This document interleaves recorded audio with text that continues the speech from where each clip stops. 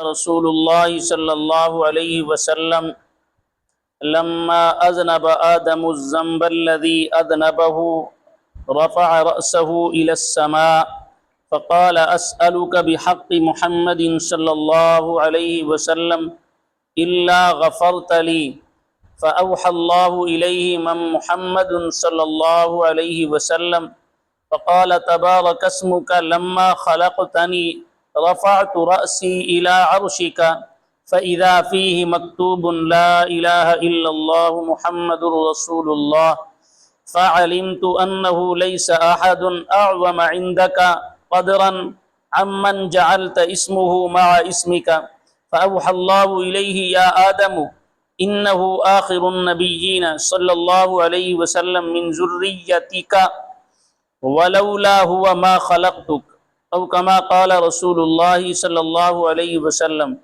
حضور اقدس صلی اللہ علیہ وسلم کا پاک ارشاد ہے کہ حضرت آدم علی نبینا علیہ السلام سے جب وہ گناہ صادر ہو گیا جس کی وجہ سے جنت سے دنیا میں بھیج دیے گئے تو ہر وقت روتے تھے اور دعا استغفار کرتے رہتے تھے۔ ایک مرتبہ آسمان کی طرف منہ کیا اور عرض کیا یا اللہ، محمد صلی اللہ علیہ وسلم کے وسیلہ سے تجھ سے مغفرت چاہتا ہوں۔ وحی نازل ہوئی کہ محمد صلی اللہ علیہ وسلم کون ہیں جن کے واسطے سے تم نے استغفار کی۔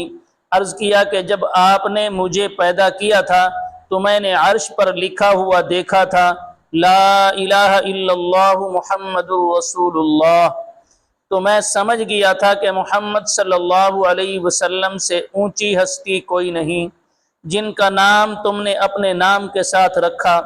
وحی نازل ہوئی کہ وہ خاتم النبیین صلی اللہ علیہ وسلم ہے، تمہاری اولاد میں سے ہیں، لیکن وہ نہ ہوتے تو تم بھی پیدا نہ کیے جاتے۔ حضرت آدم علی نبینا علیہ السلام نے اس وقت کیا کیا دعائیں کیں اور کس کس طرح سے گڑ گڑائے، اس بارے میں بہت سی روایات وارد ہوئی ہیں اور ان میں کوئی تعارض بھی نہیں ہے۔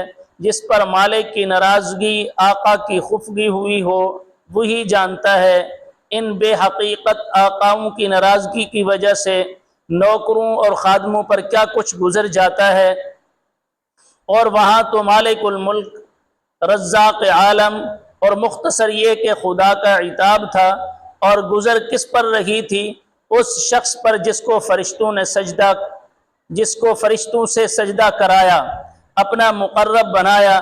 جو شخص جتنا ہی مقرب ہوتا ہے اتنا ہی عتاب کا اس پر اثر ہوتا ہے، بشرطی کہ کمینہ نہ ہو، اور وہ تو نبی تھے۔ حضرت ابن عباس رضی اللہ تعالیٰ عنہما فرماتے ہیں کہ حضرت آدم علی نبینا علیہ السلام اس قدر روئے ہیں کہ تمام دنیا کے آدمیوں کا رونا اگر جمع کیا جائے تو ان کے برابر نہیں ہو سکتا۔ 40 برس تک، ذرا توجہ سے اس بات کو سننا، 40 برس تک سر اوپر نہیں اٹھایا۔ حضرت بریدہ رضی اللہ تعالی عنہ خود حضور اقدس صلی اللہ علیہ وسلم سے نقل کرتے ہیں کہ اگر حضرت آدم علی نبینا علیہ السلام کے رونے کا تمام دنیا کے رونے سے مقابلہ کیا جائے تو ان کا رونا بڑھ جائے گا۔ ایک حدیث میں ہے کہ اگر ان کے آنسوں کو ان کی تمام اولاد کے آنسوں سے وزن کیا جائے تو ان کے آنسو بڑھ جائیں گے۔ ایسی حالت میں کس طرح راضی فرمائی ہوگی ظاہر ہے۔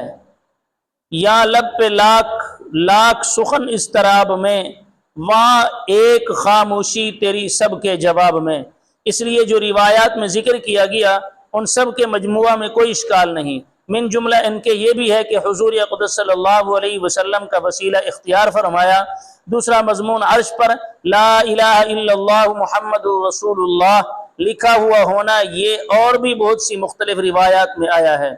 حضور اقدس صلی اللہ علیہ وسلم ارشاد فرماتے ہیں میں جنت میں داخل ہوا تو میں نے اس کی دونوں جانبوں میں 3 سطریں سونے کے پانی سے لکھی ہوئی دیکھیں۔ پہلی سطر میں لا الہ الا اللہ محمد رسول اللہ لکھا تھا، دوسری سطر میں ما قدمنا وجدنا وما اکلنا ربحنا وما خلفنا خسرنا تھا۔ جو ہم نے آگے بھیج دیا یعنی صدقہ وغیرہ کر دیا وہ پا لیا، جو دنیا میں کھایا وہ نفع میں رہا، اور جو کچھ چھوڑ آئے وہ نقصان رہا۔ اور تیسری سطر میں تھا امت مذنبۃ ورب غفور، امت گناہگار اور مالک بخشنے والا ہے۔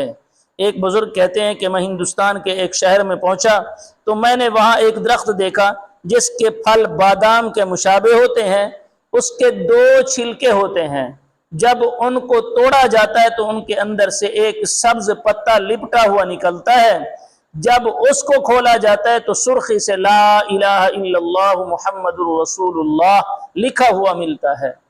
میں نے اس قصہ کو ابو یعقوب رحمہ اللہ تعالی شکاری سے ذکر کیا، انہوں نے کہا تعجب کی بات نہیں، میں نے اہلا میں ایک مچھلی شکار کی تھی، اس کے ایک کان پر لا الہ الا اللہ اور دوسرے پر محمد الرسول اللہ لکھا ہوا تھا۔ ایک گال بھی کوئی عجیب کہنی یہ چلو یہ تو جن واقعات سارے اپنے اکھیں دی شہدی ہے۔ ساڑھے کٹ ایک ساتھی پڑھتا ہوں این وقت بھی زندہ حیات موجود ہے، این رمضان مبارک تو بعد ساتھی نے دعوت کی تھی، استاد جی بھی ہیں حفظ دا ساتھی ہے، وہ تھے دعوت تے بھی آیا ہے جام پردہ ہے۔ اس زمانہ طالب علم یہ خود دس اپنے اکھیں نہ لٹھا، انہیں ایک سجی گلتے اللہ لکھی جی آئی، کبھی گلتے محمد، بالکل واضح نظر آندہ صاف طور پر، اور کافی عرصہ تک میں تقریباً ہفتہ دیوارہ رہ گیا بل مٹ گیا ہے۔ مالک دا نظام دی ترتیب ہے تے سنے رب تعالیٰ نے اپنے محبوب مدنی کریم صلی اللہ علیہ وسلم کو جنہ مقام عطا فرمائے نا، وہ مقام دا جگہ جگہ تذکرہ فرمائے، اور جنہ واقعی دنیا کے نے منوا کے دکھائے میرا محبوب ہے۔